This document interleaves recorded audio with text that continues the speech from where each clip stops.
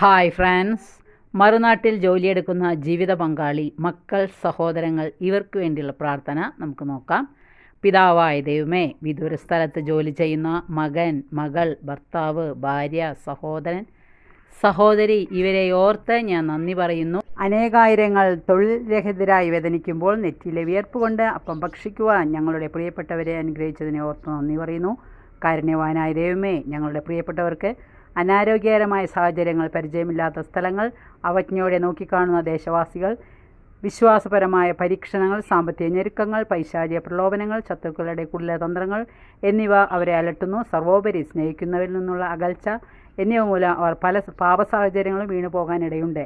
കരുണ നിറഞ്ഞ ദൈവമേ, അവരെ കാത്തുപരിപാലിച്ച പരിശുദ്ധാത്മാവിനാൽ അഭിഷേകം ചെയ്ത് അനുഗ്രഹിക്കണമേ. ഈ പ്രാർത്ഥന ഏകം കൂട്ടായ്മയോടുകൂടി ഞങ്ങൾ അങ്ങേക്ക് സമർപ്പിക്കുന്നു. പ്രാർത്ഥന ഇഷ്ടപ്പെട്ടെങ്കിൽ ലൈക്ക് ചെയ്യുക. Okay, thank you, by.